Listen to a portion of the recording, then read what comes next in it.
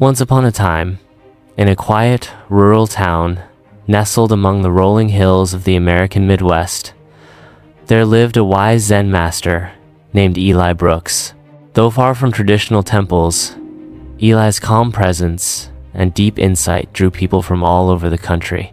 He lived in a modest wooden cabin surrounded by old oak trees, where stillness seemed to linger in the air like morning mist. One bright spring morning, as the sun warmed the fields and robins chirped in the trees, a young man named Daniel Carter arrived at Eli's doorstep. Daniel was a sharp-minded academic, proud of his achievements. He had studied philosophy at Ivy League schools, written published essays, and spoken at conferences.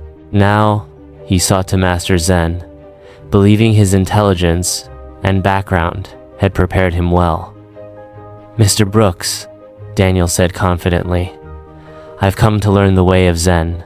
Eli, seated in a wooden rocking chair with a pot of tea warming beside him, gave a simple nod.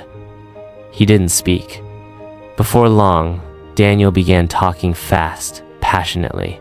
He shared his thoughts on consciousness, enlightenment, identity. He referenced authors, quoted theories, and explained his interpretations. His voice filled the space, rapid and unrelenting. Eli listened silently, his expression calm and patient. After some time, he stood and said, "Let's have a cup of tea." Daniel paused, then followed him inside, curious.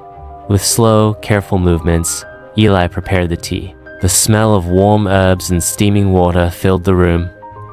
When the tea was ready, Eli began to pour it into Daniel's cup slowly, steadily. The cup filled to the brim, then kept filling. Tea spilled over the edge, onto the saucer, and dripped across the table. Startled, Daniel shouted, "Stop! It's overflowing!" Eli looked up, meeting his eyes with a soft smile. "Exactly," he said. "Like this cup, your mind is full of opinions, knowledge, and assumptions. How can I teach you Zen unless you first make space to receive it?" Daniel stood still. The message struck him deeply. He realized that for all his learning, he hadn't truly been listening. Humility washed over him like cool rain. He bowed his head, a new understanding dawning. This simple moment holds a powerful truth. In our world filled with information, noise, and non-stop conversation, it's easy to believe we already know. We collect facts, cling to beliefs, and build identities around our knowledge. But true learning often begins with unlearning. To grow, we must first make room. That means quieting the need to always respond, letting go of the desire to be right, and learning to simply listen. So, the next time someone shares a new idea, pause. Don't rush to defend what you already believe. Let your mind be still. Empty the cup. You may be surprised by what begins to fill it.